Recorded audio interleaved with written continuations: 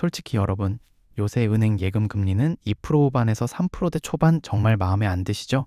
이제 은행 예금은 원금을 지켜주는 정도지 자산을 불리는 수단으로 볼 수 없습니다. 그 사이에 금, 미국 주식, 코스피, 부동산은 폭등하면서 예금하면 손실인 것 같은 기분까지 듭니다. 그렇다면 증권회사에 가서 ISA든 일반 주식 계좌든 개설을 하셔야 합니다.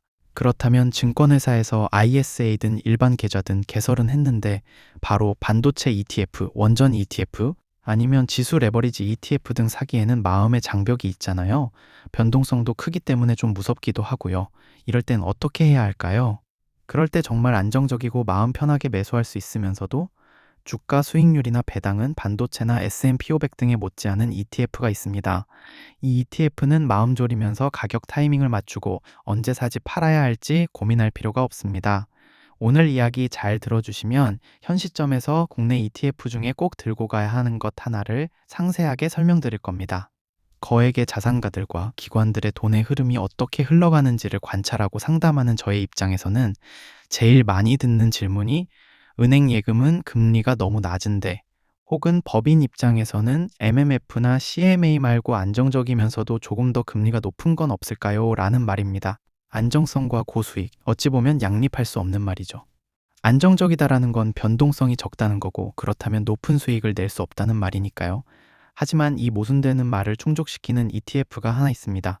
바로 은행 지주사들을 모아놓은 은행주 ETF입니다. 아니, 은행 ETF 그거 주가도 재미없고 배당도 그렇게 잘 주는지 모르겠고 그게 수익률이 나나요? 한 3에서 5년 전 기준으로는 이 말이 맞습니다. 하지만 최근 3년간 은행주 ETF는 모든 주식, 심지어 S&P 500 나스닥의 수익률도 뛰어넘는 엄청난 성과를 냈습니다. 그리고 이 수익률 성과는 당분간 계속 유지될 가능성이 큽니다. 이 이유를 크게 세 가지로 설명드릴 텐데, 이 세 가지 이유를 잘 들으시면 내가 하는 은행 예금이 은행 배만 불려주고 있었구나 생각하시면서 은행주 ETF로 월배당을 넉넉하게 받는 디지털 건물주가 되실 수 있을 겁니다. 주식보다 안정적이면서도 분산 투자가 되는 것은 ETF. 그 중에서도 은행주 ETF가 왜 ETF 중에서 가장 안정적이면서도 수익률이 좋은 걸까요? 첫 번째 이유는 은행주들의 엄청난 실적 때문입니다. 여러분, 삼성전자, 하이닉스는 글로벌하게 반도체를 엄청나게 판매하면서 영업이익을 올리고 있죠?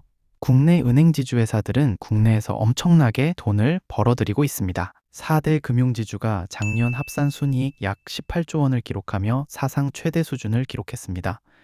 은행지주회사들은 주담대를 통한 이자 마진뿐만 아니라 증권, 손해보험 등 계열사들의 호실적에 힘입어 비이자 이익도 꾸준히 증가하는 추세예요. 이게 왜 중요하냐면요.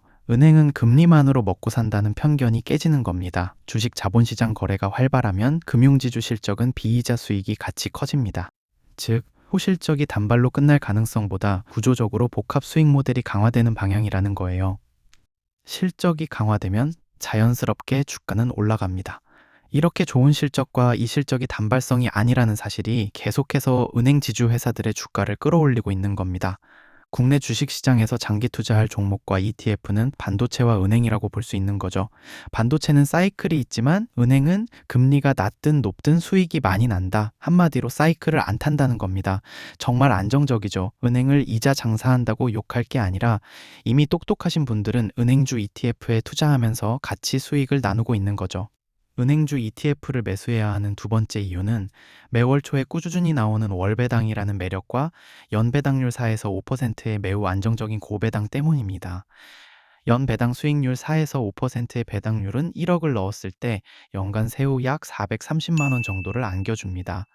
ISA나 IRP 계좌로 투자한다면 비과세로 배당이 들어오기 때문에 연간 약 500만 원 가까이가 될 겁니다. 이걸 월마다 받는 금액으로 계산해보면 1억을 넣었을 때 배당금으로만 월 40에서 50만 원의 안정적인 배당금이 들어온다는 것입니다. 노후의 국민연금과 퇴직연금, 거기에 내가 투자해놓은 이 ISA나 IRP에서 나오는 월 40에서 50만 원의 배당금은 내 노후 자금에 아주 든든한 힘이 될 것입니다.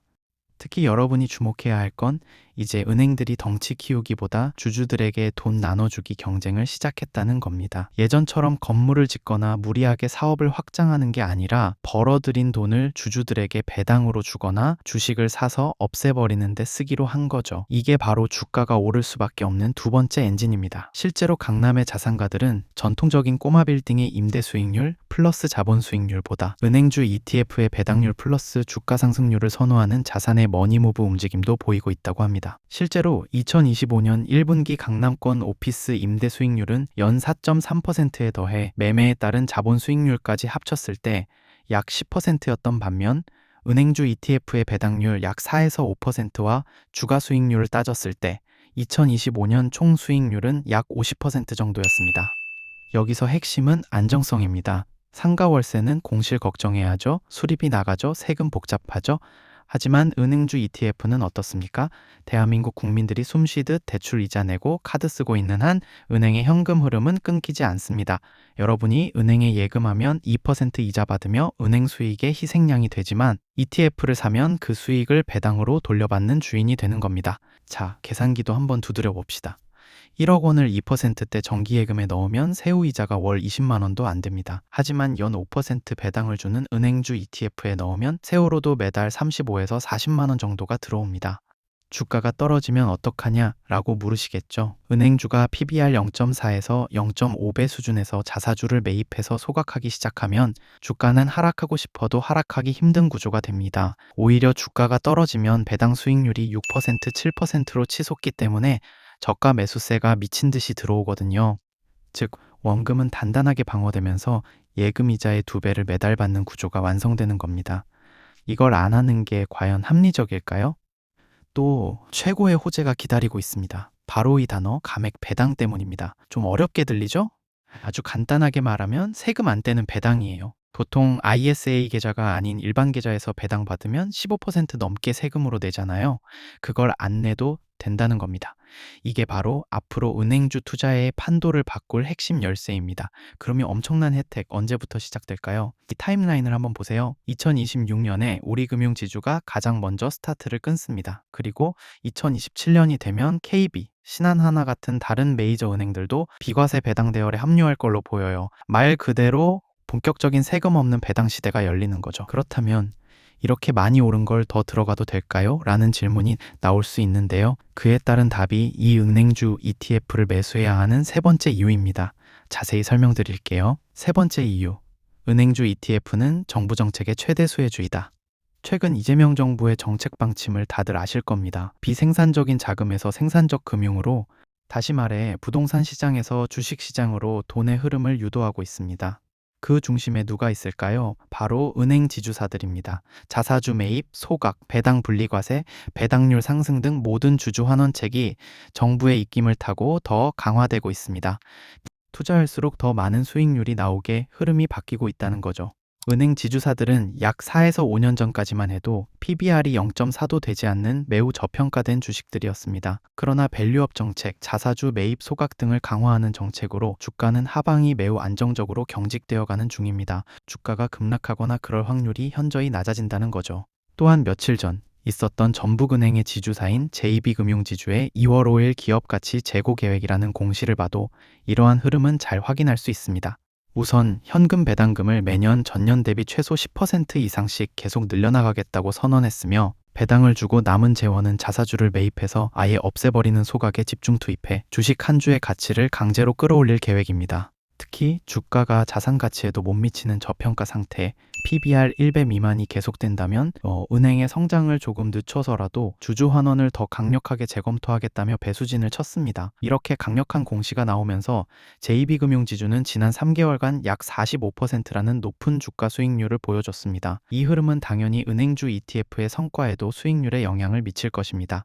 또한 KB금융 같은 곳은 총 주주 환원율을 50% 이상으로 끌어올리겠다고 발표했고 수천억 원 규모의 자사주를 매입해서 아예 불태워버리는 자사주 소각을 매년 진행하고 있습니다. 여러분, 시중에 돌아다니는 주식 수를 줄이면 내 주식 한 주의 가치는 어떻게 될까요? 당연히 올라갑니다. 배당도 주는데 주가까지 끌어올리는 이 강력한 동력, 이게 바로 은행주 ETF 투자가 예금보다 압도적으로 유리한 이유입니다. 오늘 제가 말씀드리기로 했던 현 시점에서 꼭 사야 하는 안정적인 ETF, 바로 은행 ETF였습니다. 그럼 은행주 ETF도 종류가 여러 가지인데 어떤 걸 사야 하냐고요? 제일 규모 큰 거 사시면 됩니다. 저는 타이거 은행 고배당 플러스 탑10이 운용 규모가 7천억을 넘기 때문에 제일 추천드립니다.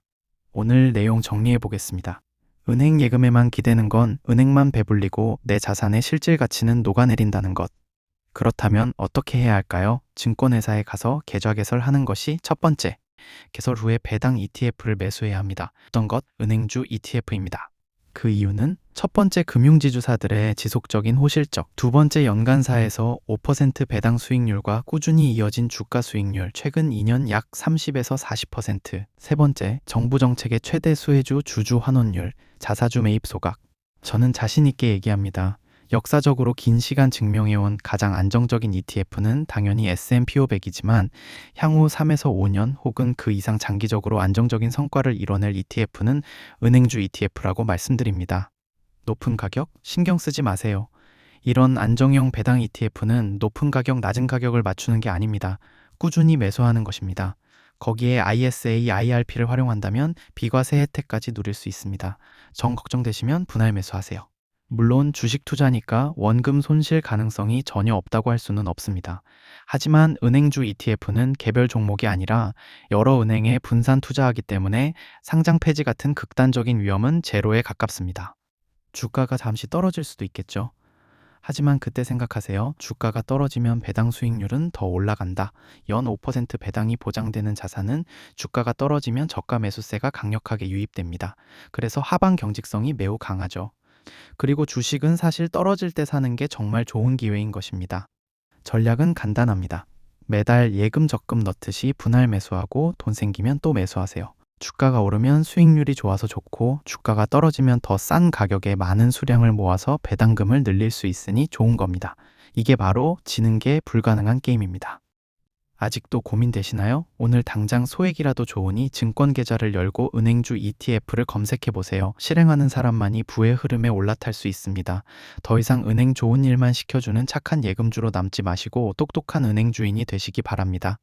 구독과 좋아요를 눌러주시면 알기 쉽게 금융 이야기 풀어드립니다. 감사합니다.